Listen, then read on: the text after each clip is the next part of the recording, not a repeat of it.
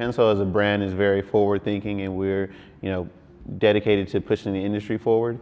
And anything that comes from a Pensole collaboration or is a Pensole signature product is definitely going to reflect a futuristic, original idea. We're constantly trying to push the envelope, so to be able to use newer CAD technology to do prototyping, to test out new ways of shoemaking. The founder, Dwayne, he likes to say, you'll produce something better, or you'll have more original ideas if you never really even knew how something were to be made, versus having a concrete idea of how things should be made, and it kind of limits you in your thought process. So we try to use newer technologies, whether it's a 3D modeling software or whether it's physical prototyping by hand. We encourage our students to think of completely new processes.